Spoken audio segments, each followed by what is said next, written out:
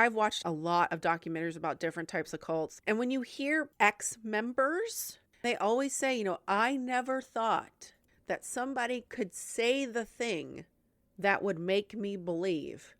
I mean, I'm one of those people, I don't know what somebody would have to say to me for me to like give up everything that I have and like move to another fucking country to just follow this dude. Yeah. It's crazy. I guess the only thing, the way you could get me is if you're like, hey, so I have all this farmland and it's just like, we have like thousands of stray cats. You need to come here and you can like take care of them and feed them. But then, 7:00 on the dot every night, you got to have sex with me. I knew it was coming to something like that.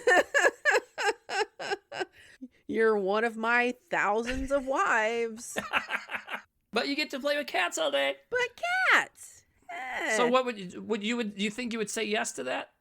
I probably would. All right. I have to be able to bring my cats though too. Like, okay. I'm going to go check out farmland listings. I'll be right back.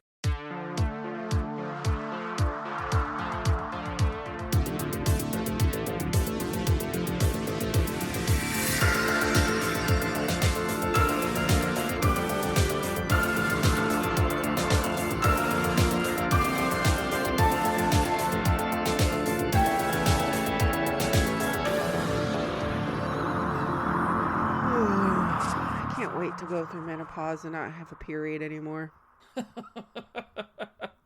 You know what? I bet that fucking blows. That's got to be a common thing, especially with people who don't want to have kids. It's like, why the fuck do I have to do this? I mean, I don't know why it's not an option to have, like, tell me about it when I have my period and be like, you're gonna have this for the next 50, 60 years. You're going to deal with this once a month. You never know how you're going to feel, but at least it'll once be slightly a month. different every fucking time. Uh-huh. It may come on time. It may not. You never know what your symptoms are going to be every month, but at least 1 week out of every month for the next 60 years, you're going to feel like shit. You're going to be miserable. You're going to have pain. You're going to have to like do extra bathroom stuff. You're probably going to be grumpy to people. It's such a fucking... It's another reason why I don't think there's a God, because why is everything loaded on women, Dude. Unless he hates women, which is true. Probably true. And also, by the way, you're going to have to do the thing that men do. Go to work, travel, right. Everything, while you feel like shit. Yeah. Sorry. Yeah. Yeah, well, so are you, we're already recording. Are you already recording? I'm recording. All right, well, there you go. So, Scanners 3, The Takedown. Wait, what? Oh, no! Dude, that movie's fucking, okay, well, not The Wolf House. Scanners 3 is fucking so stupid, it's perfect. It's wonderful. Was it? Oh, it's great. There's so much. The thing is there's so much scanner shit happening in it. Like, they unnecessarily blow up heads. One guy's head blows up underwater. That's cool. Whoa, cool. Yeah, and the bad guy is this like hot Polish lady. At one point, she's like naked at a hot tub and like kills a dude in the hot tub. I was like, that's probably the hottest killing an old man in a hot tub scene I've ever seen. So, good job. You can't go wrong with a hot tub kill. Mm-mm. A lot of people have them. I mean, movies. A lot of movies have them. People have them. People have hot tubs. I would love to own a hot tub. That would sound so good right now.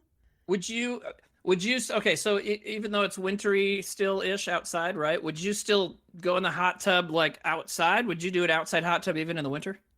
Oh, yeah. Even if it was snowing? Hell yeah. I try to have my hot tub have a gazebo over it, not just have it completely open, but sure. Maybe one day. Something to strive for in this political climate. Yeah, I'm going to strive for it, not getting the most important medication I'm on taken away. So, right? Anybody got any speed? Give me a call. Just kidding. Don't. But yeah. You might You might have to learn how to make it yourself, Timmy. How to make Vyvanse? Well, I mean, South Dakota's big on meth, and it's not super different. Hey. Hopefully I don't have to be on medication forever, but it was such a relief to me when I went to a professional, and actually multiple people, including my regular body doctor. That's not what you say. It's just a doctor, right? Body doctor. Hey, body doctor. doctors. Yeah. That's a good that's a good body doctor. That's a good name for something. Bill Hader, during the pandemic, had some sort of like live YouTube thing he did talking to kids, like, or something like that, about anxiety. And he explained it so fucking well. And it's like a one-sentence explanation that nails it. He says, anxiety is a little monster that lives on your shoulder and tells you things that aren't true. Perfect. That's exactly what it is.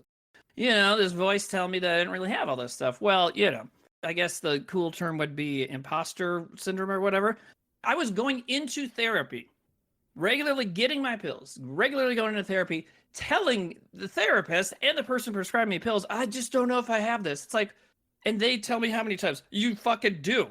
And I still don't, until finally I just, got told enough times. So it's just like, it fucking sucks. But I don't even know why the fuck I brought that up. Anyway. Yeah. Hot tubs. Oh yeah, we were How talking did we about go? hot tubs. Okay, I don't know where the fuck we went. Okay. Did you ever go to the Turkish baths on 10th Street? No, all my friends went. Heard so much about it, never went. Yeah, women are only allowed like on Tuesdays and Thursdays or some dumb shit. I think they've changed it now, but you think they've changed it? You said? Yeah, I think they've changed it now, but yeah, you go in there, it's just like old Polish men in Speedos with shaving cream on their face. It's like big hairy dudes walking around, and then they go and they eat some and you can go get some pierogies. Now that's like dudes would be there all day long. Just they hit each other with branches. Oh yeah, I had that done. It was really, really nice. Yeah, it felt good. Yeah, they throw really, really hot water on you, and then they just like smack you with these big leaves. It's weird at first, but then it feels really good because it kind of like wakes up your muscles and your limbs and everything. Really nice. And it's really cheap, and be there all day, have food. They get big bottles of water and just fucking, we would do that like after we had like a weekend bender or whatever. Yeah. No, I definitely did that part often with you, but I never did the oh, I should have brought you one time. Yeah, dude, that would be great. My recuperation from partying was always have really bad diarrhea. Once you're pretty sure you can not have diarrhea for an hour, you get on the train and go to Grace Papaya and get the recession special papaya juice and 2 hot dogs. And honestly, it smooths it right out, smooths everything. But maybe it would have been cooler to like hang out with friends in a sweet hot tub sitch, But so the hitting you with sticks when you're hot. You said it feels good. It's like good. They're big leaves, so not sticks. It's like, but kind of a branch kind of thing, right? Can you imagine though? They're like, I didn't request the bamboo sticks. Oh God, where's the leaf? Where are the leaves? What? There's definitely a place somewhere where people pay a lot of money to get hit with bamboo sticks. Oh my God. Maybe even But here's the thing. So getting hot water on yourself and then slapping it with a leaf, right? Now, when people figure that out, many, probably thousands of years ago, like they probably figured that out by accident somehow, right? Like some guy was warm and like someone else actually hit him with a leaf. They're like, hey, I always think about stuff like that every once in a while where I'll go, how did somebody figure that out? Yeah. Like there had to have been like the first person that ever had this thought. Well, there was the first person that had the thought, maybe said it to someone, and then that person had the idea to try it, or the person that had the thought for the first time tried it.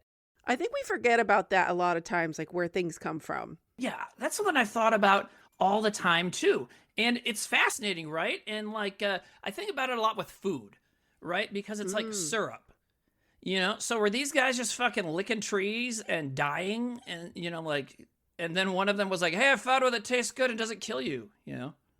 I wonder if somebody was just chopping one down to make something to make shelter, and then they saw it seeping through. Stuff. That's how I feel. A lot of stuff happens, like you said, it's like happy accidents. Or you notice what animals are doing. Oh, yeah. I think one time I was having this conversation with someone. It was some smart friend or something, and that's how they decided to pop the bubble for me, and just like, well, it's probably just watch animals. I'm like, okay, well, there's the not fun answer. But I like to think about carrots and potatoes. How the fuck did they do that? They're just eating different roots, But that makes sense, though. If you don't know... well, you're foraging, right? You're a caveman, a cave person. And you're hungry. There's no animals around to kill. What do you do? That's a good segue because we're talking about animals. Oh, hey, yeah, you're right. We did it again. This is the time where we say what this is, right? What are we even doing here? Welcome to Urn Full of Popcorn. I am Simmy Silliams. I liked your welcome. That was really I don't know good. what the hell's the matter with me. It was really good. So I'm Simmy Silliams. You're Tandy Wullivan. See, I just mixed up our... Anyways. By like episode 100, what the fuck will it be? We won't even have names anymore. It'll be some whole other thing. Right. Well, we'll have been assigned numbers because we're not registered Republican voters. We'll have been assigned numbers before getting put into camps, but they still let you podcast, so that's great. Thanks, guys. And that's probably a segue as well. But we'll get to that in a second. But so. Urn Full of Popcorn. This is our clearly freeform discussion podcast about horror movies. And for February, we had our listeners as like, hey, we love you, people who listen. We had our listeners give us recommendations, and we drew some out. And last time we did Reanimator. And this time we watched 2018's The Wolf House from Chile, which is, stop motion, right? And other kinds of animation. Yeah, this is our first animated feature. You're right. Yeah, you're right. And but yeah, this is a very interesting movie. And now I literally just finished watching it like not even an hour ago. And Shandy, you watched it last night, and now you did a little bit of looking into because it's based on a true something that really happened, right? Mm-hmm. Yeah. So this would be a Chilean German film. Mm-hmm. I like saying it in Spanish, La Casa Lobo. La Casa Lobo. Yeah. And I looked this up afterwards. Right. I didn't realize this while I was watching it. Which probably made the experience better. I think so. This movie was really haunting. Mm. It was disturbing. It made me feel the way I felt as a kid watching certain episodes of Are You Afraid of the Dark? Oh, okay. Because some of those episodes still creep me out to this day. I haven't seen one in a long time. There's still some scary stuff in there. I don't know if you remember the episode where there's like a little boy who freezes overnight. Like he's like hiding from someone, and he freezes to death in a log, and his ghost is like helping these kids. And these ladies like find this fortune because they're gonna like lose their house or whatever. And so like this little boy's ghost keeps showing up and going, "I'm cold. Ugh. I'm cold." And that shit has stuck with me ever since. It's just fucking creepy. The only one I remember is the one where kids stuck at the pinball machine, which was more fun than scary. But that one is fucking devastating to watch when you find out that he just has to go through the same thing over and over and over again because he's stuck in it. Is that how it ends? He's stuck in pinball forever? Oh, okay. For all eternity. It's very Edgar Allan Poe. Oh, it's so good. I remember the first time watching it, I was like, no, he won. That's not fair. It's so not fair. So you're saying The Wolf House gave you the same vibes? Gave me the same vibe. So Mm-hmm. what you said before, yes, I don't recommend looking up anything about the origins of where this movie comes from. But you're gonna tell me right now, right? Because I'm dying. Yeah, Okay, and good. there's hint, you'll get hints of it throughout Mm-hmm. the movie, and you can probably kind of figure it out. Yeah. But it was based on a colony in Chile. I'm probably, if I pronounce something wrong, You excuse nailed me. it. I think Chile is fine. That's how Well, they. for what Yeah. I'm about to say, Oh, okay. Col- Colonia Dignidad, which means dignity colony. So basically, after World War II, a bunch of Germans, to escape being put on trial for their war crimes, a lot of people fled to Chile with their families, and they ended up here. And this one place in particular, this dignity colony, basically they replicated what they were doing there. So Oh. yeah, this one in particular was run by a preacher.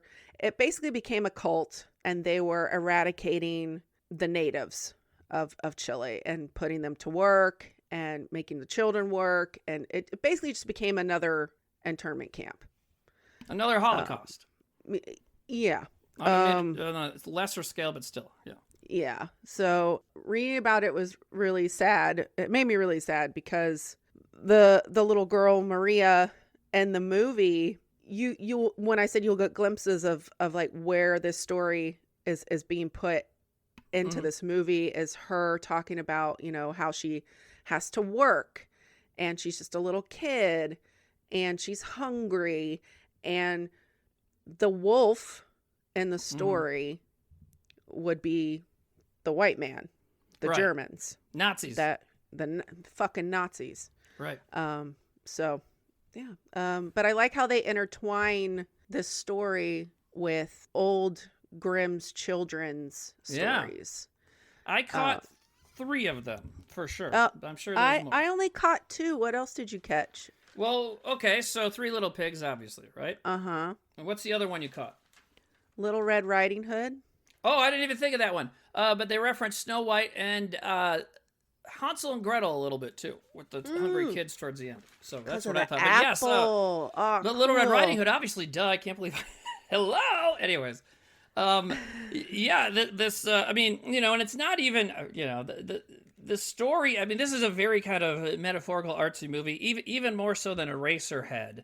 I would say this is probably the movie we talked about that makes the least amount of sense, right? I mean, on plot wise, I mean, it makes sense, you know what I mean? But like, if you tried to tell someone what the plot line is, it's like, I guess the only plot would be like the story of the 3 little pigs, like going Right. from house to house, and you would hear the wolf outside taunting her and being like, what's your house made of? Yeah. He's like, I'm huffing and I'm puffing and I'll blow your house in. I also thought you of just green you had to jelly do the green when I was jelly. watching Oh my this. God.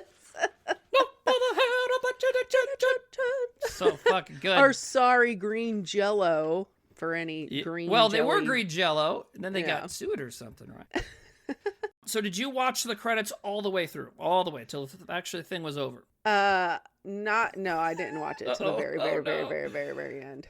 Okay, so when the movie's over, it fades to black, and then the credits start come up, and eventually they get to 2 little kid, or it sounds like an adult playing as a little kid, but 2 little kid voices and a mom voice like singing some crazy ass song in German. And then there's a brief like sentence, and they didn't put subtitles on, so I'm not sure what he said, but the wolf character's voice again, just over black. And then they cut to just a few seconds of real footage of a woman feeding a pig with a bottle. And if you notice in the movie, they called the main character Maria the whole time, but towards the very end, they say Maria Werley. Did you notice that? They give her a last name. Oh, shit. So I think this is a real person. I don't know. Yeah, I don't know. But it definitely felt like something. But it's also interesting how the movie starts. It starts with like real footage, like or live action footage, and a narrator talking about this colony. And then he says, and now we're presenting a film that's a folk tale about us kind of thing. That's basically what he says, right? Mm-hmm. And then the movie starts. So technically, this is found footage. That's right. I didn't even think about that.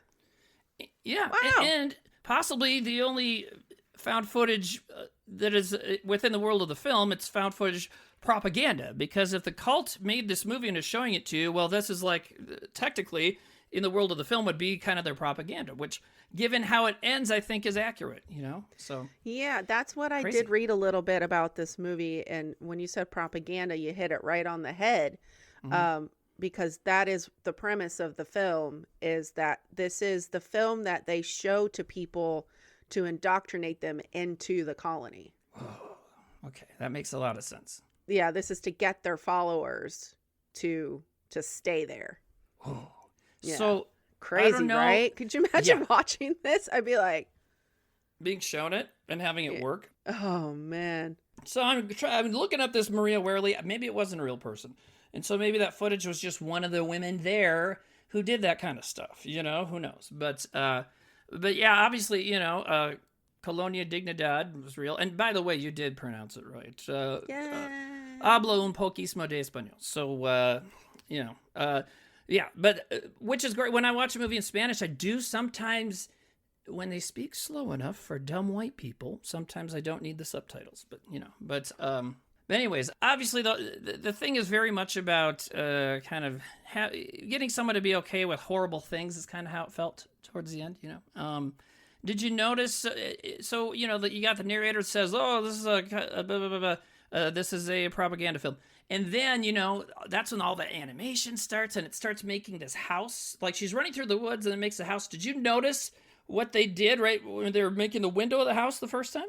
The swastika. I was going to ask you if you saw that, or if made that up in my mind. No, I saw it. I wrote down swastika window. So there you go. Yeah. And even though it's technically found footage and propaganda for an evil Nazi cult, I did write, more films should start with honey commercials, because they start talking about honey in the beginning. And I think honey is a metaphor for basically kind of convincing someone that eugenics is good. Yeah. Because she gives it to the boy at one point, and it turns a boy with darker skin and black hair, it turns him into a fair-skinned, blonde hair, blue-eyed guy when she talks about how the honey is so good for you. Yeah, and now you're beautiful. Look at you. I'm like, because he wasn't before? Right. No, she even calls him, she literally calls the kids ugly, because I wrote that down somewhere. Oh no, Pedro and Anna. Oh no. There was so much happening on screen with the way they were doing the stop motion of everything kind of building upon itself, and then being taken and torn apart and pulled apart.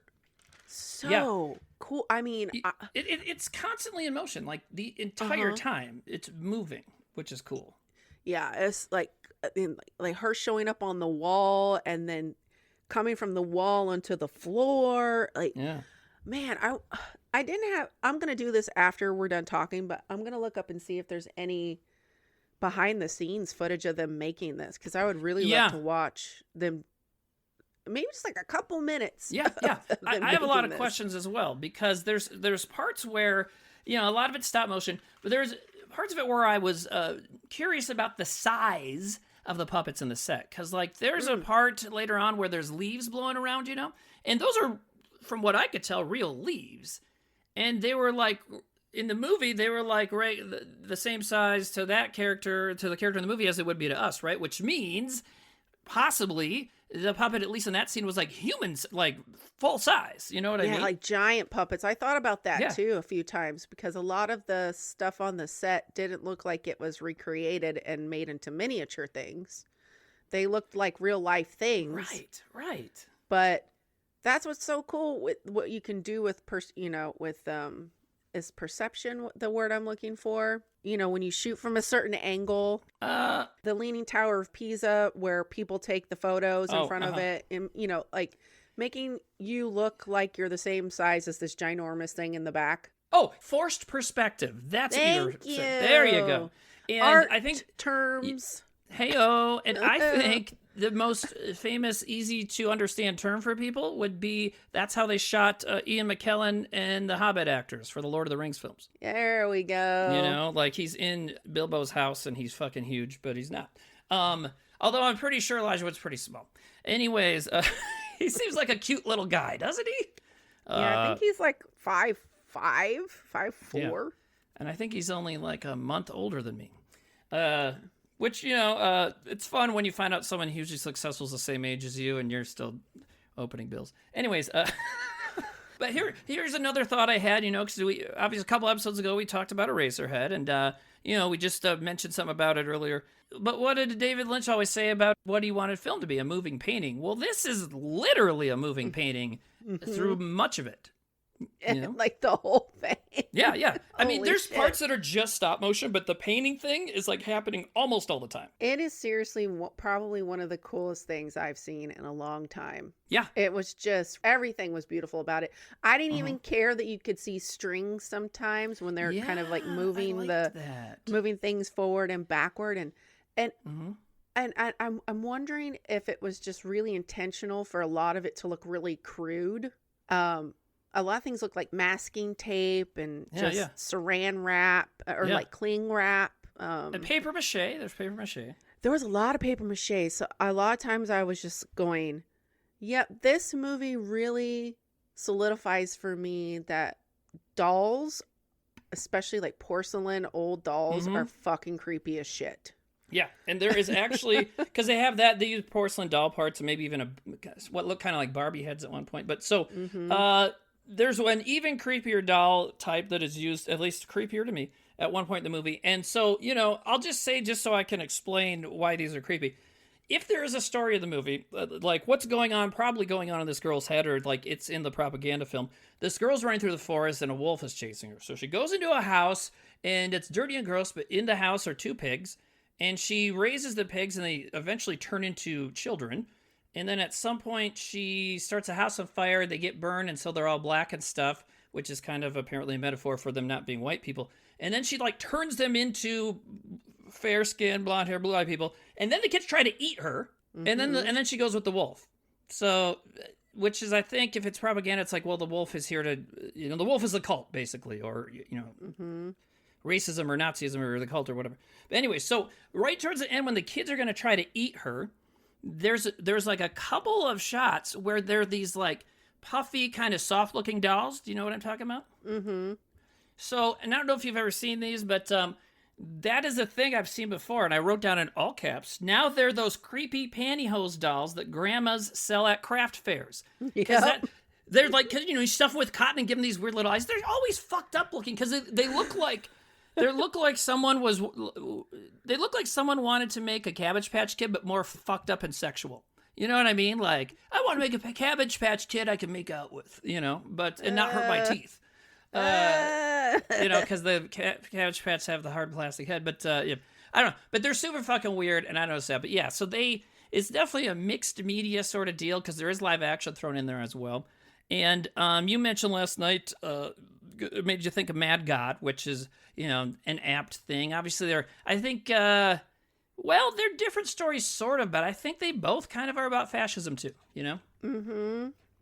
So yeah, you could have this as a double feature for damn sure. Oh, yeah, and then fucking good luck to you after that. After that, probably just watch some Simpsons or something, or a Bob Ross episode. Fucking chill out. Because you will be in a place for sure. Well, and another reason I brought that up is because Mad God, famously, Phil Tippett, when he made Mad God, Phil Tippett's worked on huge, important films doing stop motion and stuff.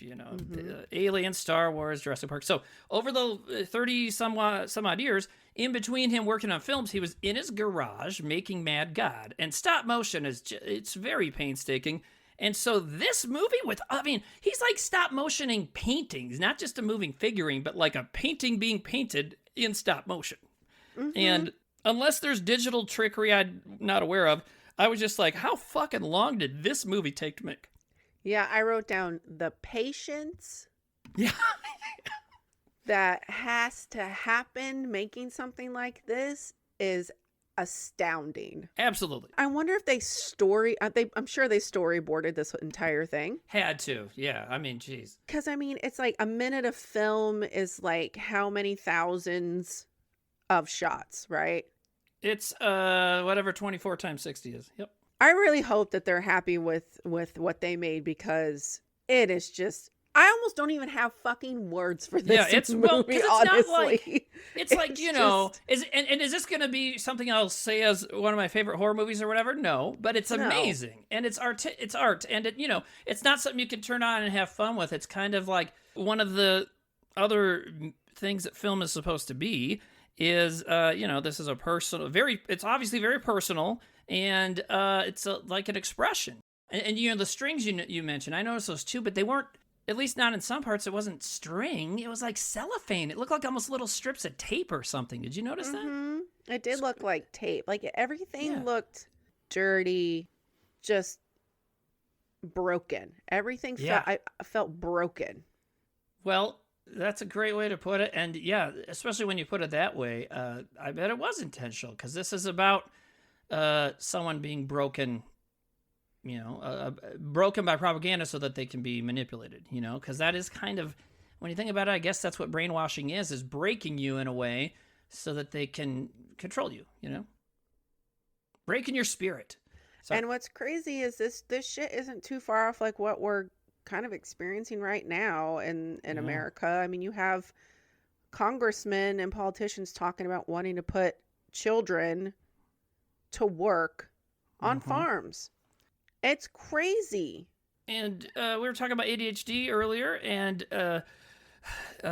you know, what's his name? Fucking asshole health dude. You know, he's basically said like, yeah, we need to get everybody off all ADHD and like depression and anxiety medications, and then they can go to camps to like help feel better, is essentially what he said. It's like, are you fucking, like, it just feels like if there is a God, they're fucking with us, because how could anyone actually believe this shit? But the answer is propaganda. Crazy is they think that God is telling them that this is what should be happening because it's Christian fascist nationalism bullshit. Right.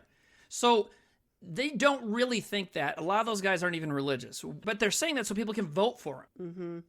But I think people who voted for these motherfuckers already have been brainwashed. Like the Wolf film has worked on them in some way successfully, like back in 2016. And it's just in there. And it's like they're broken. I mean, they're broken. They are sick. And I mean, the MAGA thing is a fucking illness at this point. You know what? If you're listening and like Trump or Musk or whatever, everybody else who's not like you and doesn't want to vote for these assholes is very worried about what's happening in our country. And they are very worried. You're not going to believe this. They're very worried about you.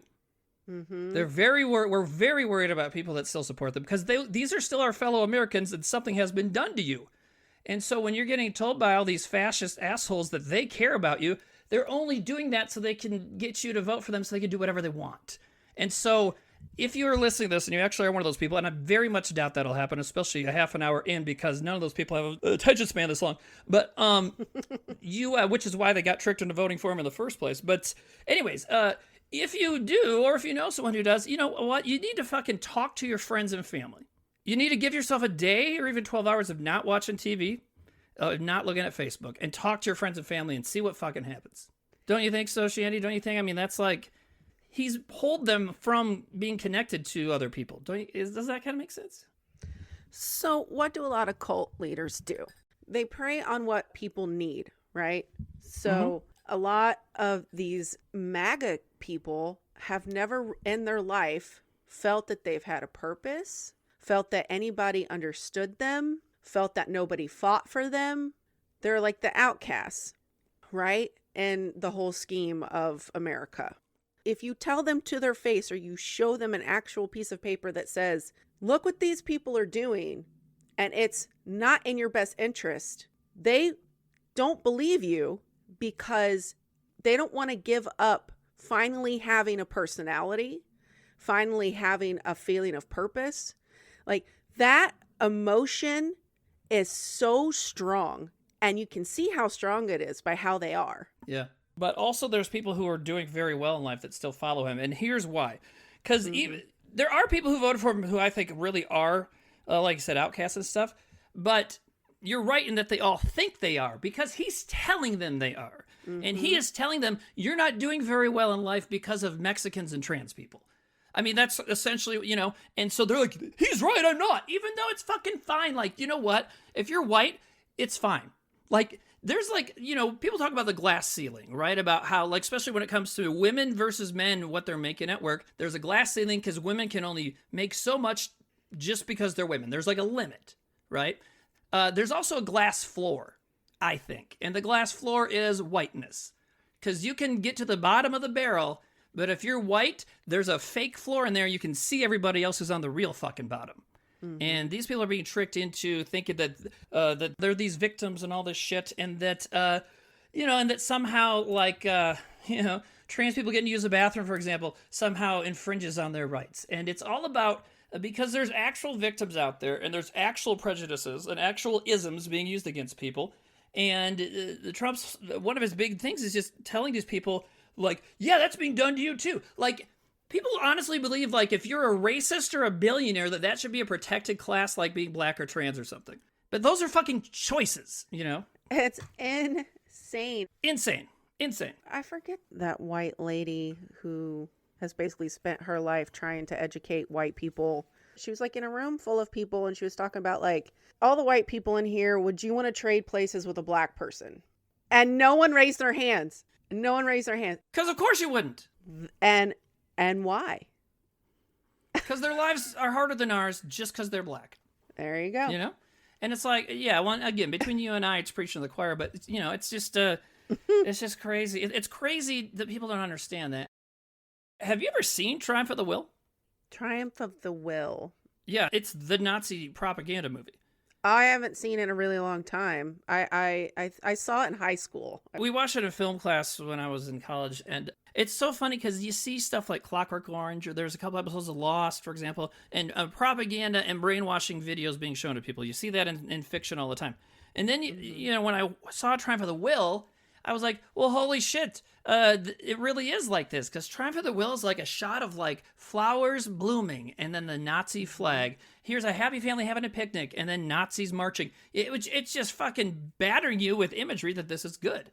And I think that's what this, getting back to the movie after our, we gotta get that stuff off our chest every once in a while, Jesus. But anyways, but so the movie is kind of like that. He is what I felt like. It's kind of him, somebody just kind of working on this woman the whole time to get her to, like, join the cult, basically, is kind of one way I interpreted it. You know what I mean? I also interpreted it as, like, if it's just about this little girl, Maria, I feel like it's her in her head trying to take her away from this terrible life that she's living. Yeah. Like how kids create up imaginary worlds. Yeah. To kind of protect themselves from what's, from the real trauma that's happening in their life. She's like, oh, you know what? I'm going to take these little pigs and I'm going to save them. Yeah. Nobody's saving me, but I can save them. And I really like when she gives the pigs human hands and feet. And she's like, and I got them clothes. Yeah. And she's taking care of them and feeding them. Yeah, and that's great. And I want to get back to your point, but I just want to quick say, I wrote down when the pig showed up, I'm like, pigs are so cute. And then immediately they grew hands. Like right after that, I was like, oh my God, get out! Anyways, but yes, please go back to your point. But I get what you're saying. Yeah. That was my point. Did I derail you? Okay. Yeah, and then I thought about the pigs, and then I was like, pigs.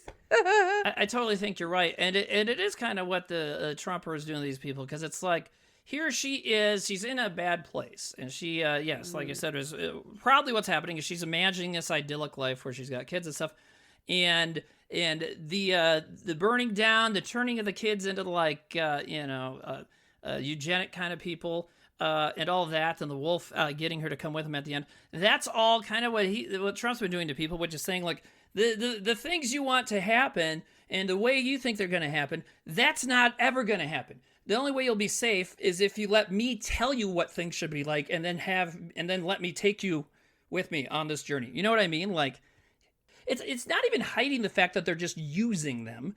It's basically telling them, like, it is good for me to use you. Being used so that I can get power is what you need so you can have a good life. That's fucking crazy. The whole trickle down bullshit theory of not capitalism true, whatever. is bullshit. You are so right. Exactly. That's another. I mean, the whole corporate bullshit. It just doesn't. It doesn't matter. And that's just another kind of culty sort of allegiance that people get tricked into. And that's really what's happening here. And let's back up for a second, because I don't remember. Does Maria start this tale as a blonde person, or does she also get turned into a blonde white person at the beginning? She has dark hair in the beginning. She does. Okay. So it happens to her, and then it happens to her kids. Okay. Yeah.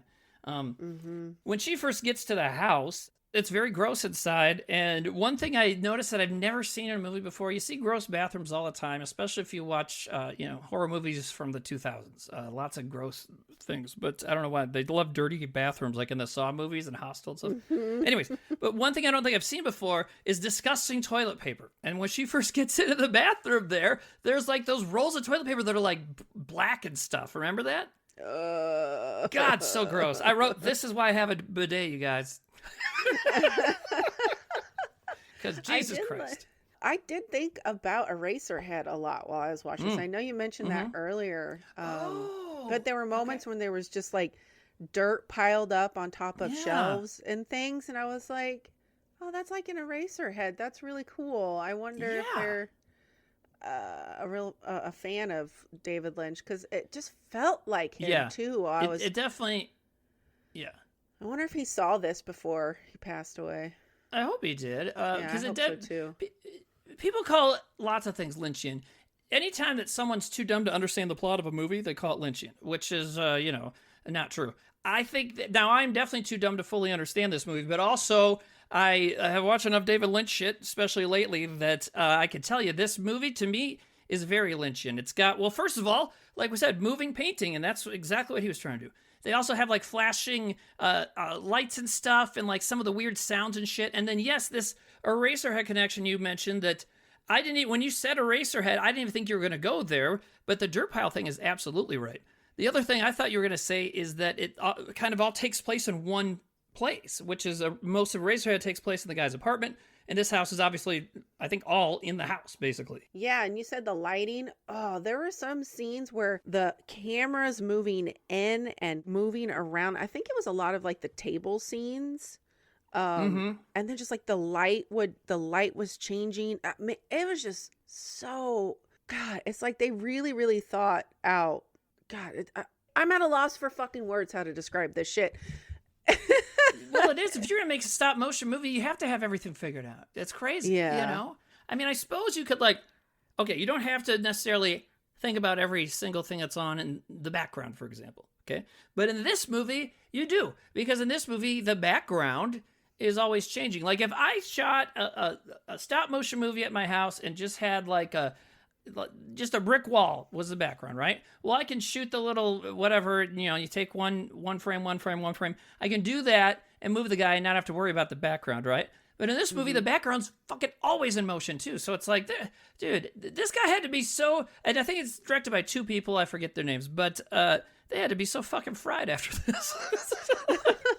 You know what I mean? Like, Jesus.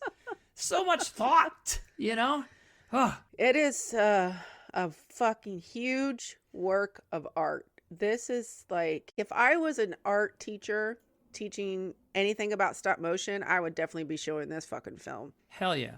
Yeah. Also, just to scare your students. But it says right here it took 5 years, which actually is kind of impressive to me. I thought it would be like 10. But, wow. Yeah. You're right. So, well, they must have had some people working on it.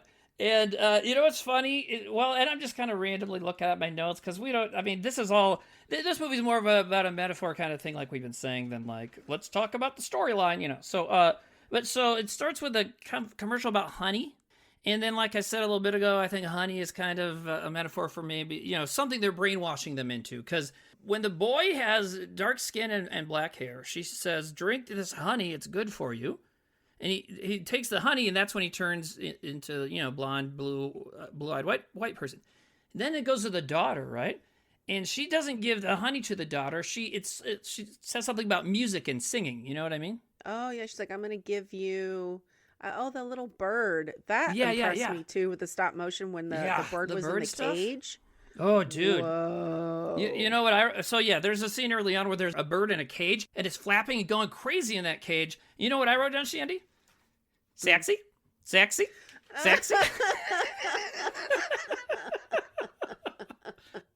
It should have been wearing a shirt. I was going to give that bird a little t-shirt. Oh, but that was really cool because she's like, I need to give you a voice of the bird, and the bird goes in her mouth. That was cool. and then she becomes a blonde, blue-eyed white person. And so both represent kind of, I think, obviously brainwashing people by giving them something they want or saying that you're going to give something they want even though you're really not. Did you know that Chilean honey is medicinal? I did look that up. I always look up weird random stuff more than like actual stuff about. Well, I got some honey facts for you, honey, that you'll be surprised by. But I got honey facts for you, honey. I feel like we know each other well enough. I could call you honey, and it's not misogynist, right? So anyway, but yes, well, I think raw honey from anywhere. And I think that's what it is in Chile. It's here in America, a lot of the honey you get is pasteurized because of all the stupid rules. And it's going back to the Trump thing. Like, yes, there are regulations we need to look at and redo and maybe get rid of, but you don't just fucking hit Control Alt Delete on the fucking country at one time, you tantruming baby. God, such a big baby. They think they can do that because they don't understand all the systems because they're born with silver spoons in their mouth. They never need to use America's systems to have a good life, so they don't understand. Anyways, you mentioned the Chilean honey, and so they have medicinal honey, right? Mm-hmm. Did you know? Oh, God, now where did I write it down? I know I wrote it down somewhere. Come on, Timmy. You can do it, buddy. Find that honey. Well, okay, so I wrote down some facts. Fact 1, honey is delicious. Delicious. Also, you can chew the honeycomb, the wax. People chew that and eat it. Mm-hmm. And in the United States of America, do you know which state produces the most honey? Which state? Oh, shit. Mm-hmm. Which state in the United States produces the most honey? Michigan? Nope. Check it out. North Dakota. And you know what the number 2 state is? South Dakota. South?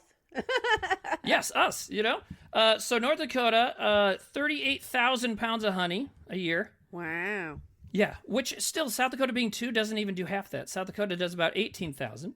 And then number 3 is California. They do about 13. So yeah, we make a lot of fucking honey here. And what's great about that, like I complained about the pasteurization thing, well, you can get the good shit, the uncut honey, from people, And there's people around who just like have a couple bee boxes and will bring you the real shit. And God, it's, like you said, it's good for you.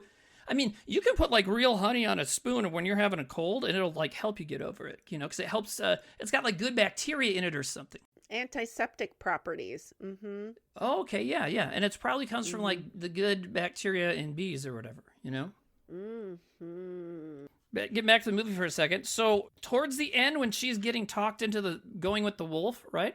Yeah. They show a picture of a real picture of a real dog, and it's like a German Shepherd.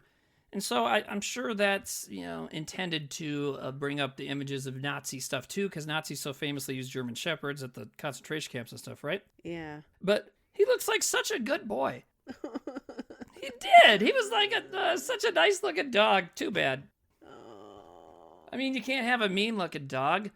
I mean, no. You know what? It's almost hard to get a dog to look mean. You know what I mean? Only dogs sometimes I think look mean are Doberman pinchers. Yeah. That's another one they would use at those places, I feel like. Oh, but those dogs look so fucking cool, though. Their coats are so sleek and shiny. They almost look perfect. They're awesome looking. I love them. I love when I see someone walking them. Yeah. They look very, like, stoic. Yeah, they do. They have a nobility to them, I suppose you could say, And there's certain breed, because so many dogs are like, I'm a big hairy idiot, and I love you, and I fucking love that about dogs, And even the Dobermans are gonna be like that, but you're right. There's some breeds that just look like fucking, very important.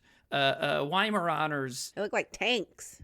Yeah, well, those ones. Well, pitties, a pit bull, a bull terrier, whatever, that has like front muscles. Yeah, I had, I used to dog sit for my friend, and this guy has unfortunately passed away, but they got him out of shelter, I think. He was about 7 or 8 when they got him, and those guys don't always live too long. But his name was Deuce. And he was big and brown, so I'm thinking, did they name him after poop? I don't know. But anyways, he was the sweetest boy. The sweetest boy. Aw. But yeah, the front of him was just like brawn. You know, just like, he just looked like a fucking chicken McNugget on muscly legs. It was amazing, you know? And just like, fucking, it was great, you know? Someone draw that for me, please. Chicken nugget. McNugget. With muscly legs, please. Jesus. But yeah, but so many dogs. Face. Yeah. But yeah, some of those dogs, just the way they're bred, look more serious and stuff. But every dog inside, even the ones that eventually got bred to be these horrible, pretty much racist dogs. I mean, there's a movie called White Dog from the 80s and early 90s with Lance Henriksen. And but it's based on a true story of somewhere in the South where people were training dogs to get mad and attack people based on their skin color. What the fuck is wrong with people? Like, honestly, know. people are mentally We need to be fucking eradicated. ill. You want to talk about brainwashing, right? I mean, it doesn't just happen to humans, you know? So, No. because think about it. Every dog that has like a nice, normal, happy life, they're just like doofuses, and they're loyal as shit, and they love you. And so, you know, it's just so sad to think about people, you know, breeding that out of them, beating it out of them, really. This is probably what's happening. Mm-hmm. I was going to ask you, how's Roy doing? Is Roy, do you think you've indoctrinated Roy? No. I think Roy has indoctrinated you. Yeah, into being pro-lizard. Yeah. I am now just another pawn in the secret cabal of lizards that run the world. Honestly, you know, I know we've said in past ones when we get talking about politics, I've said that I honestly think children and animals should run the world. And like bearded dragons are so fucking chill, right? Yeah. They're like, just give everybody warm lights and bugs. I don't see what the problem is. Warmth and bugs are cheap. Just give them to everybody. His campaign video, commercial. And most importantly, give me bugs. Right now. Give me bugs and I want my sandbox. Yeah. You know what you just made me think of when you're talking about children running the world as they should? Yeah. Kind of going back to the movie, maybe it's also everything kind of looks like a child would make things. Yeah. Like a child's not going to make things look perfect. And it made me Right. think of just, you know, a kindergarten room, preschool room of arts and crafts, of like Yeah. just grabbing whatever you have and kind of mushing it together. And I think, you know what? Now that you mention that, as time goes by, like, and she's grown up, some of the parts of the house look nicer and more put together. Mm-hmm. Because she's older too. But the passage of time is really interesting in this movie too. Because like we said, it's always like kind of flowing. Like when a character's sitting there, it might just like start making their head out of what was previously like a bookshelf, you know? And so it starts transitioning to the person's face, and then eventually their arms, and then like there was one instance where like a hand crept across the floor and up and attached to her arm, you know, and stuff like that. So it's really cool how the characters are always being made, taken apart, remade, and then also just like the sets and everything. And a lot of the time they do that because it's a passage of time. And there's a phenomenon you can get. Lots of mental illnesses can result in this, but dissociation, where you're kind of like, you feel like your umbilical to reality has maybe been cut momentarily, and you're just kind of there. And you don't really know what's going on. And you don't know that you don't know what's going on until you snap out of it. And I have that every once in a while. It's been a couple years since I got it really bad, but there was a couple years there, probably after Trevor and having relationship issues and stuff, when I was just really having bad mental issues. I would dissociate. I'd be like at work, working, talking, doing stuff. And then like an hour later, be like, where the fuck was I? When you have issues like that, time feels like this constant flowing thing, and you don't really have any control over it. And like I said, you don't even notice that it's happening until it's over. And so it's hard to notice. It just kind of flows and changes whether you want it to or not, and you don't really know what's happening. Anyways. That's a great word that you brought up, the disassociation. It happens to a lot of people in response to trauma. Oh, well, that's probably what I did. Because a lot of people, it's not wanting to deal with things that have happened that have harmed you and are really bad. Like a lot of people that are kidnapped or raped or, you know, have really, really bad experiences in childhood, like they will disassociate. Mm-hmm. it's a form of trying to protect yourself. Yeah, it's like a survival mechanism. Mm-hmm. Yeah. I think you summed this movie up in a word, because if this little girl is, say she's in a camp being forced to work, and maybe she's seen terrible things like happen to her family, maybe they haven't made it, and this is her way of protecting herself. She's disassociating from reality. Right. And you know what? And that even ties into what you're saying a little bit ago about a kid's imagination making, so it looks kind of scrappy and handmade. But also, so not only would that be a kid's vision, but also this girl's vision of the world, which is not going to be super normal. It's not going to be, she's going to have a pretty fucked up perspective. There's that word again, too. She's going to have a fucked up perspective of what the world is. And so even in her happy dreams, sometimes it looks fucking crazy because she only knows crazy. Oh, yeah. She doesn't know what that word means. Ugh. Crazy. Yeah, probably. Yeah. She's in this horrible camp, and that's all, probably all she's known. And so she kind of, pictures this, and then the wolf creepily inserts his way into her life, influencing her into, starting the fire that burns the kids, and then realizing the kids being darker is bad, so you need to fix them. So that's them kind of getting in there. But, it's almost like the first half of the movie is her... is not trying that, to right? get away from him. She's trying to she's trying to build a house, trying to build a wall to protect herself from this big bad thing that's outside trying to get her and the little pigs. And he's finding his way in. Man, this is a good propaganda film. Yeah, it is, right? While we're talking about it, we're like, it's great that this was made because it's only 7 years old, and there's been many awesome, important, great works of art and literature and movies, whatever, that are about this, that are about propaganda, where, they use the propaganda in whatever said work in order to show you how bad it is. I mean, 1984 is a great example, and a lot of people don't fucking get that movie at all, but, hello, it's bad, but, but also Fight Club's a great example. And that's another one that gets very, very, very misunderstood. But Fight Club is really making fun of wimpy incel kind of men before we knew to call them incels, and nothing works for us. Let's become terrorists, and then people think Tyler Durden's supposed to be the good guy. Incels are such big babies. They're like, and I mean, that's what that movie's about. They're so mad that, they know what a duvet is, that they're gonna fucking kill people and cut off a guy's balls. You know what I mean? It's like, seriously?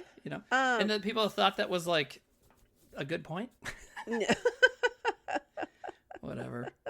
Because a lot of times people just see what they want to see. Yeah. They look into it, what they want to, what works for them. And it's a very, I like to say that incels are some of the most selfish people on the planet.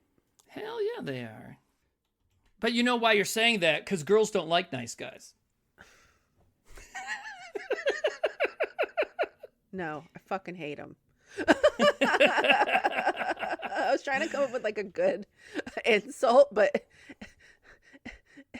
incels are they're not worth my fucking breath. No, they're not. And we're just so tired of them. They fucking suck. Fuck you.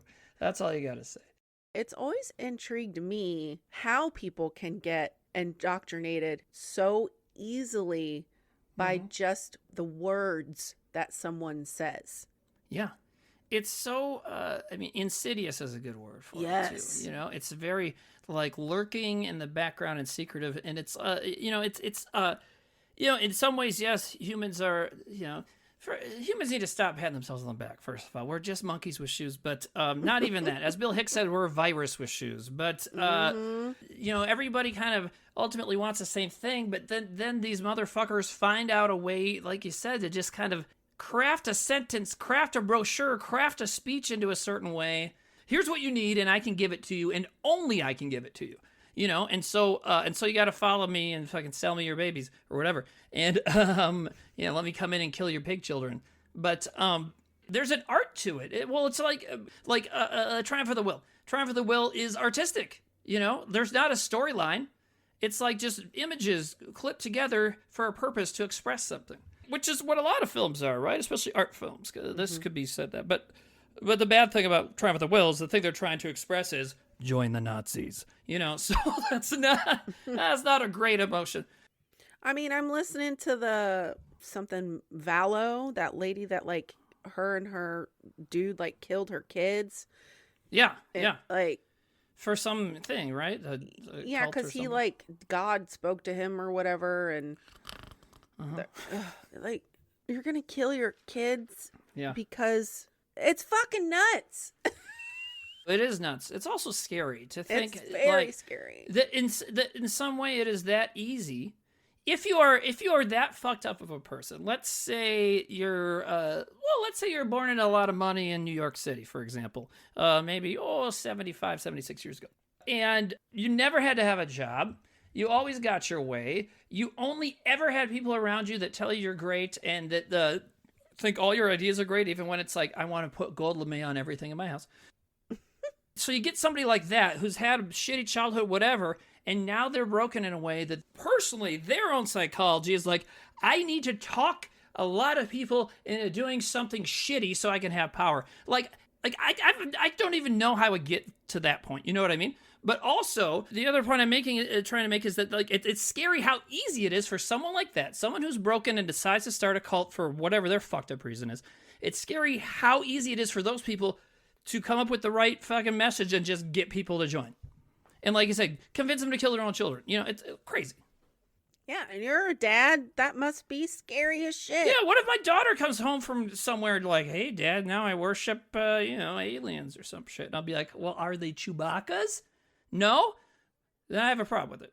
It's just such a selfish fucking thing for somebody to say, I'm so important that God spoke to me and only me. And now you have to listen to what I say. What? Yeah. If you're already an asshole, it's scary to think how easy it is for you to just jump to manipulative, brainwashing dictator, right? It's like look at David Koresh. He was a frustrated musician, and then he fucking started a cult. It's all about control too. Is that's the thing that they can control. They couldn't control their career as a musician to where they wanted to go, but this they can control. Yeah. It's crazy, man. It's gross. And it's gross. And like, I don't understand any of that. I don't understand wanting to start a cult. I don't understand wanting to join one. Mm-hmm. But it's crazy to me that like a chemical imbalance could happen and suddenly I think it's okay to start a cult. You know what I mean? Like everybody's only a hair away from being a completely different person who would do that. Do you know what I mean? Like we're all right there. All it takes is some sort of malfunction. Yeah. I mean, we are all in a cult, Timmy, if you really think about it. If you're born in the United States, you're born into a social security number. I didn't ask for that shit. No. I didn't ask to be fucking born here. I gotta follow all the rules of this fucking place. Yeah. I gotta get a job. I gotta make money. I gotta pay taxes. But yeah, and it's interesting how this movie, well, that's what, that's like good art. That's what good artwork does. It makes you think about things and talk about stuff. And, and like we've said a bunch recently, because we've hit a string of films you got to interpret and shit. But don't worry, because we'll talk about what we're doing next. That's not much of that going to happen, brother. But anyways, but what we've said a lot is like, especially with David Lynch, because we talked about all that stuff, but like what the movie is like, quote unquote, about and the plot and the literal aspects of the movie are not necessarily as important as like, what does it make you feel? What does it make you think about? All that kind of stuff. And what's great about a movie like this is that those literal aspects of plot and stuff are barely present.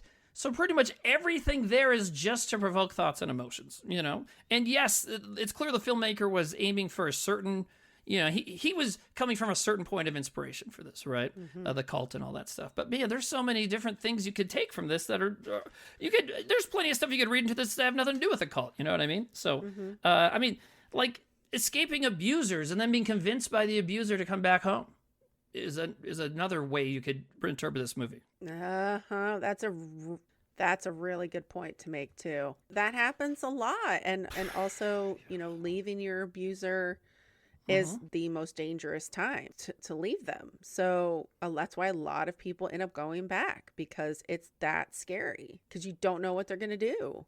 Yeah. Also, some of those people don't know how to live without them, like literally, you know, like in the house, in the like physical. They don't understand. They don't know what a physical existence without this person is.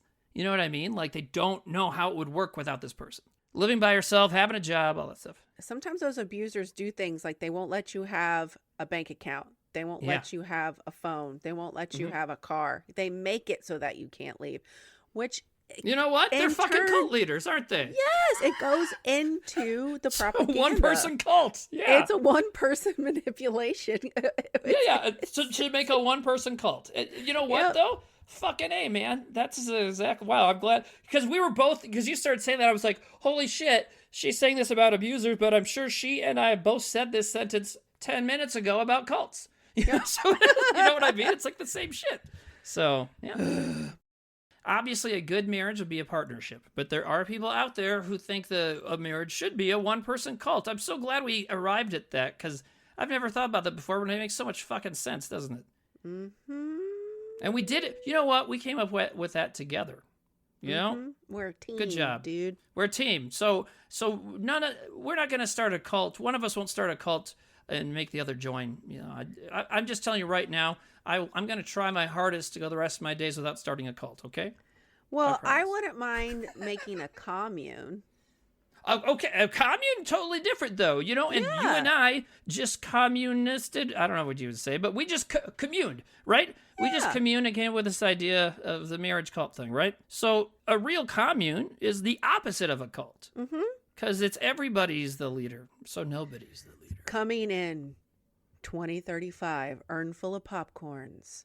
International commune. And listen, it's not going to be a nudist colony, but if you want to be naked, you can. I think that's a good policy. We'll have right? cold plunges. We'll have... Yeah. The hot thing well, Shandi, you'll get some of her big leaves and hit you with them. And at 7 o'clock on the dot, you gotta have sex with us. Oh no, wait, that's the wrong. Sorry. Oh, wait. Yeah, oh, sorry. That was that's just something I'm gonna go draw later. But wrong. that is so funny. That was very funny that you said that about the cat thing. But that fucking happens. It's crazy. But a commune is not such a crazy idea. I actually had a friend that moved to Washington last year, and when she found out that I'm going to have to move, because my landlord's a greedy fuck, she's like, why don't you just move here and we'll buy like a really big house that has some land on it, and we'll just have our cats and we'll get some more animals. And I was like, that's actually not a bad idea right now. It should just call all my friends and be like, are you happy with where you're at right now? But that is like cult-like sounding behavior, what I'm saying. Right. But what, right? But you're not, because I was gonna jokingly gonna say, when your friend called you, she was like, you just come out here and live with me, but every day at 7 p.m. But that is the difference. And you didn't say that, you know, when you were actually just talking about this idea, you know, so that's the difference. But also, by the way, if like a good-looking lady starts a cult and says, well, every day you have to have sex with me, okay, well, maybe that's a little more understandable why people would join. But you got these doughy, weird, nerdy motherfuckers. That's who's starting all these cults and saying that shit, you know?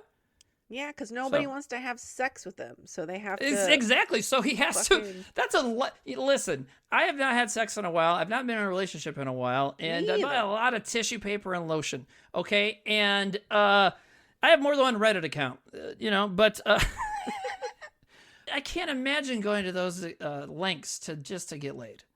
And maybe it's because I've already had plenty of good sexual experiences, so maybe I'm just like, that's fine, throw in the hat. I got a good kid out of it, okay, good.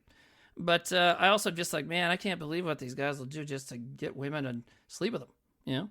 Because that's what Koresh was doing, you know? It's crazy.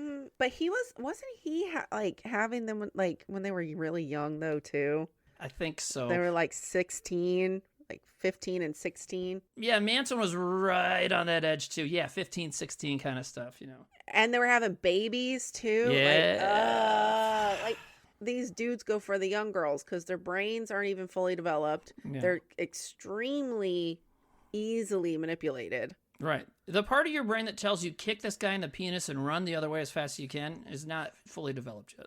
No, because he's like, Yeah. oh, he's protecting me. Oh, this is like this is the way to live life, not the way that other people live life. Yeah, God. It's just sad, dude.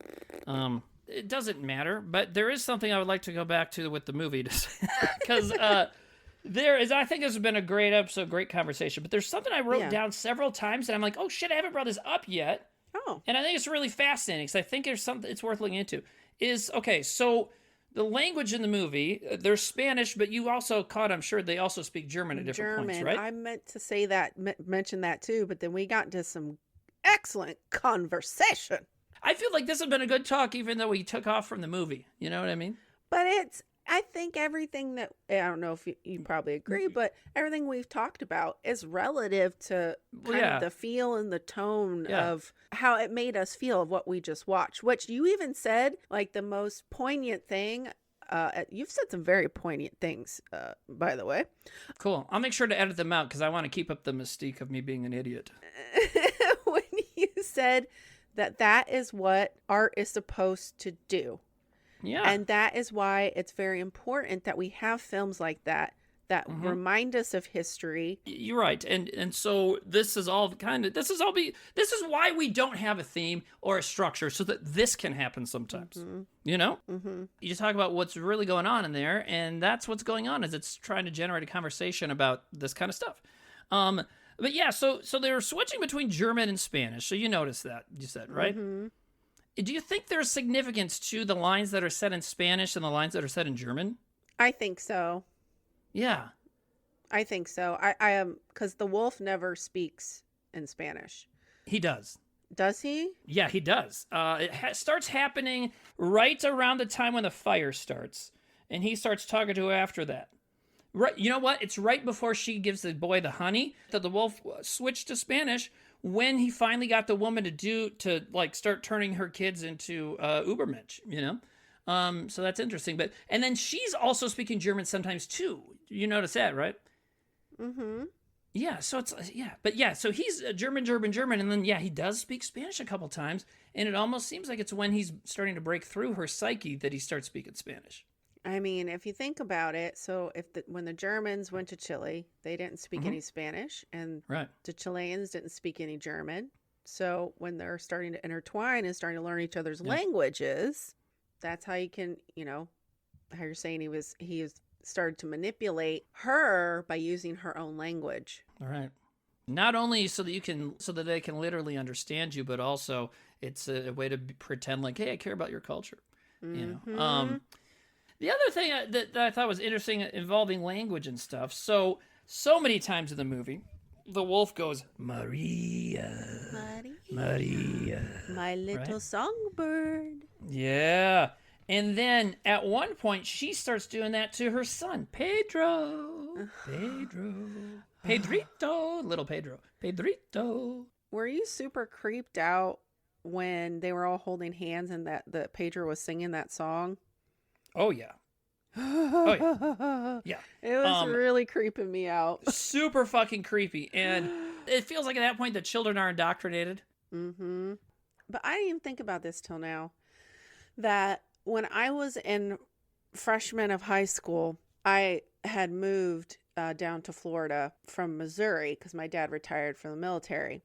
So I went from knowing all of my friends in middle school to then knowing nobody. Oof. Freshman year of high school in Florida.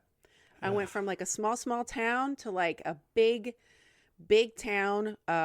So many kids to where there weren't enough classrooms, so they had trailers that were out by the football field. Oh my God. That kind of shit. I had 2 lockers. I had a locker inside the school. I had a locker on the outside of the school. That's how big this fucking place was. Which town? I lived in Crestview, Florida. Is it on the Gulf side? It's over by Pensacola. It's on the Panhandle. It's on the Panhandle. Okay. Yeah. So I had no friends, and there was a girl in one of my classes, really nice girl, we became friends, and she was like, okay, so like on Friday nights, we have this youth center. We play pool and we play video games, and we just like hang out with some like other kids from school. And she's like, you should come with me. And I was like, okay, that sounds fun. Since I don't have any friends, it'll be a great place to meet people. Little do I know, she's trying to fucking indoctrinate me. Into what? I get picked up by her and her parents. We go. It's like a youth center. So there's like pool tables, there's vending machines. Like the Boys and Girls Club. Yeah. And so I'm like, we're just like meeting people, it's chill. And then right at the end, here comes the preacher. And he's like, hey everybody, and everybody's like, hi. He's like, okay, so we're gonna go over here to this little area where there's like all these little pews set up. I didn't see the pews. That should have been a red fucking flag right there. And he's like, oops. Okay, we're gonna like sing some hymns. And I was like, what the fuck is this? But I was trying to be nice, so I went and I sat in the back and I just watched. Like, you gotta be fucking kidding me. If she would have told me this was some fucking church Jesus bullshit, I would have told her to go fuck herself. I would have said it politely. Right. But I had no friends. So that's how they get you when you're young, too. Yeah. And I only went with her again one other time because then somehow she got to my older sister. Oh, no. And this next time that we went, it was at the church, which she also didn't say. I thought we were going back to the little youth center because I was like, I want to play pool. It's, I don't have to go back. I had a really bad home life at that time. So any like kind of excuse not to be at home, I was kind of also like, yeah, fuck it, whatever. It's Jesus shit, but I'm not at home. So whatever. Yeah. But this time it was in the church. And me and my sister are sitting here and I'm just like, God, what the fuck? I hate this so much. But I'm not at home. Okay, so he starts doing his little sermon, and then the whole thing was about, you're going to be saved. Jesus is going to save you. And if you want to be saved, okay, everyone close your eyes. So we all closed our eyes. And he's like, if you want to be saved, open your eyes and come to the front and you will be saved. And I could feel my sister getting up. And I was like, I almost wanted to grab her and be like, what are you doing? We don't believe in this shit. Oh, man. But she went. And that's kind of when like our relationship kind of started to like skew. She started going all the time? She started believing more in that shit. Okay. I don't know if she kept necessarily going, but. That's crazy, man. Crazy, right? So what, you remember what sect of Christianity it was? Baptist or? I think it was Christian. I don't know what denomination they were, but isn't that fucked up that you're telling totally these kids that are like freshmen in high schools, like, hey, if you see any new kids at school, go get them. Yeah. And you know what? I bet that girl didn't even realize that she probably should tell you it was church. You know what I mean? She thought she was doing a good thing. Well, yeah, it's possible it's possible that it was on purpose to trick kids into coming to church. Sure. But also it's like they get their hooks in those kids, and those kids probably, it's just like what we've been talking about with cult life. It's like she doesn't know any other way of life, so she probably figures that if she's inviting you to a place, you're just ready to pray. Like she thinks everybody's just into Jesus like she is because that's what she's being told by older people. Yeah. Too bad. Messed up. Why is Florida such a fucking... There's a few states out there, Oregon's another one, where these fucking they'd love to go to these places. And why is Florida one of them? Like these cults kind of go there. Scientology famously, Clearwater, that's Scientology, isn't it? Isn't Clearwater? Yeah. So, yeah. Yeah. A million years ago, I was in the Clearwater area with my wife at the time, and we bought, we just needed like a tote bag for going to the beach. We had the baby with us and stuff. So we bought a tote bag from some little tourist shop, whatever, along the beach, and... I think she still has it. It's pretty great because it says Clearwater, Florida, all over it. Like they put an H at the end of water by accident. Nice. Yeah. Oh, yeah. We were staying at a hotel right on the beach on the Gulf. It was for her dad's wedding. And my daughter was a baby at the time, like 2 months old, maybe something like that. And I had this suitcase, a small suitcase. And instead of having a big crib be brought up, we... lined the bottom of the suitcase with a little bit of blanket, and she could just sleep right in there, and she was fucking fine. Isn't that crazy? I just put her on the floor next to our bed, and if she had to cry and wake up or something, we'd just go get her. But like, she couldn't roll around and get out. Just put her in. Like, I didn't zip her in case this is actually in the episode. Nobody call anybody. Everything's fine. She's still alive. But No one- I didn't close it. So I zipped it up, put it in the Yeah, zip it bathroom. up. Yeah, put it in the trunk. I just threw a couple Slim Jims in there, so it'll be fine. But no, we would just set her in that because like she was pretty much too young to move anyways. But sometimes they can just kind of, especially when they're trying to take a shit, they can get really moving. Just so So talk about parenting. I know we bring up parenting a lot. It's my fault because I am one, but a lot of movies, especially ones we've been watching lately. I mean, Rosemary's Baby was about parenting. Eraserheart was about parenting. There's one moment I wanted to bring up because it's when the kids are sick. So she's burned down the house, and the kids are sick because they were in a house that was on fire. So it's probably smoke inhalation, and they've been burned or whatever else. So, like, she's helping the little boy, and at one point says, like, "Oh, yeah, you're just so young, and you're little and ugly." She calls him, like, straight up says ugly. I know. And I was like, you know what? I don't think parents should call their kids ugly. No. You can say to your friends, did you know that when babies right when they're born are fucking ugly? Because that's true. But you don't tell your kid that they're ugly, you know? You want to hear something kind of fucked up that my dad said to me one time? Oh, yeah. I do. I just, yeah. someday I'm going to go beat them up. Anyways, go ahead. I'll never forget it. Because it fucking affected me a lot when I was this young. I must have been in probably 6th grade, maybe. We're just sitting out on the porch hanging out. I think my dad was having a beer, and we were just listening to music. And he just looked at me, and he's like, "Yeah, you're all right looking, but your sister is beautiful." Oh, my God. And I just remember looking at him and being like,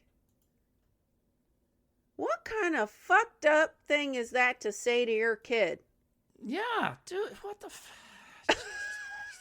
What? That's wrong on a few levels. Oh, no. Because it has a creepy tone. Yes, you want to tell your kid they're beautiful. I mean, I'll say that to my daughter when she's ready for different things, getting dressed up. Oh, you look great, or you're very pretty, whatever. You know what I mean? But like, I don't know, him telling you in that way, like he's like rating all of you, is fucked up and kind of creepy. Plus, what's he trying to do? Turn you against each other? You know what I mean? That's fucked up too. It make me feel good. Yeah. Well, so are you trying to say that there is somewhere on the cutting room floor, there's a part of the top model episode when you got runner up? Is there a part that we'll never see where you flip the camera off and go like, "Fuck you, Dad"? I am hot. See, I have official title. So, anyways, I'm just saying that'd be cool. But I think the reason why I even bring up something like that is because of what we've been talking about. Is words matter. Words are fucking powerful. So whenever I hear that phrase of like, words will never hurt me, whatever that phrase is, that's bullshit. And I've always thought that. Words can hurt you. Words can affect you. Yeah. Words absolutely can make you kill your fucking children. Yeah. It's fucked up, man. Scary. It's very scary. It's too bad. Yeah. You know what? I feel like we're almost done, but there's a funny thing to end on that I thought of watching this, so that might be good. Shandi is bringing us down. No, not you. We both are. I mean, we're talking about serious shit that this movie brought up, and I mean it your fucking parents. And all lightheartedness and sincerity. Well, yeah. Because I have all this shit I've gone through, which is very. I can't believe I hadn't even thought about that story about the church and everything. That shit was crazy. Yeah. Is that one of those things you haven't thought of in like 20 years and it suddenly just popped into your head? Yeah, and it was while we were talking. I was like, yeah. Well, I had something like that. We some episode at some point there was something like that for me where I was like, oh my god, I haven't thought about this since like 2002 or so. You know what I mean? It happens.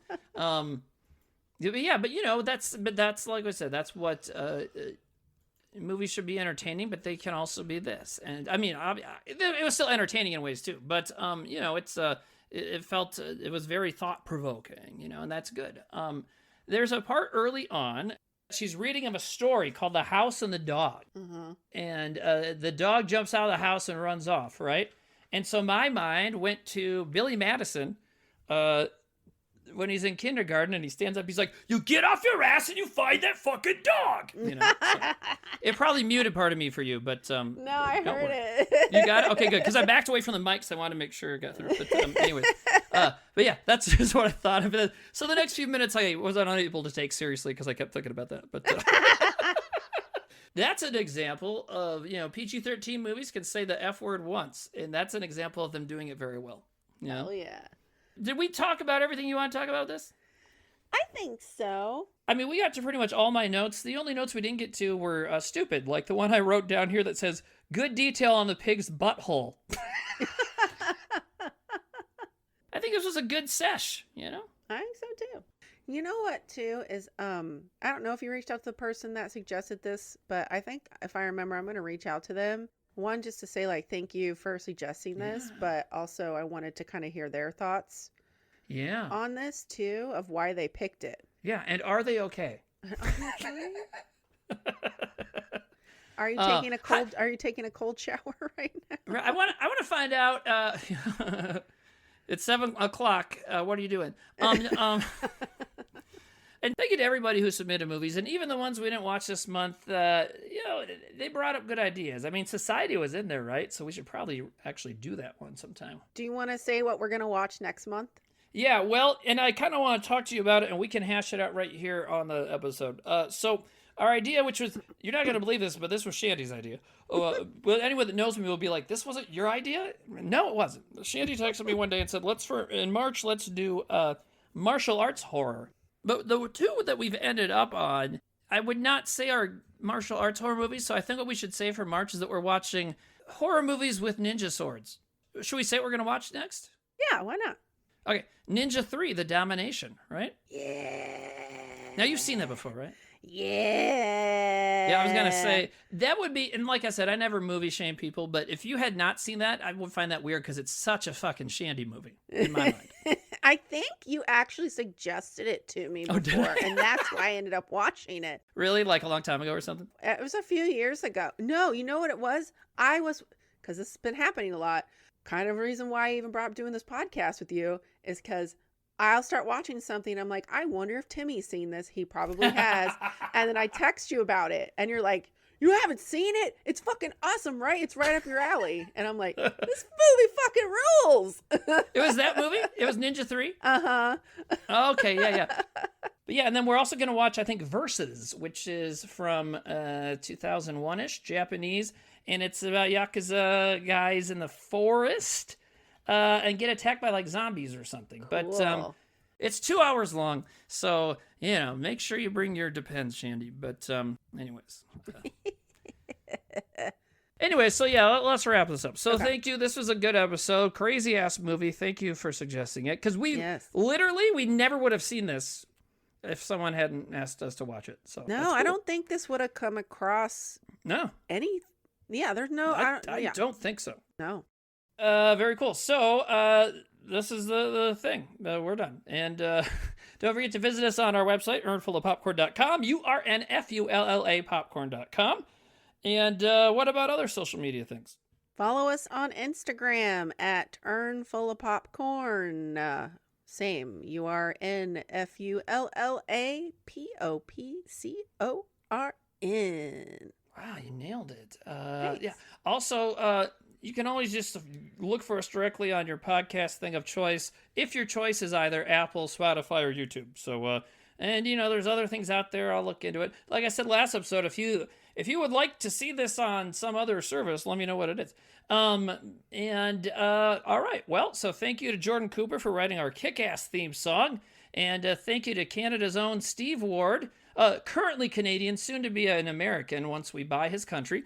And he did all the graphic design and designed the logo and all that kind of stuff. So thank you to those folks. Shandy, thank you for being here. Is it 7:00 yet?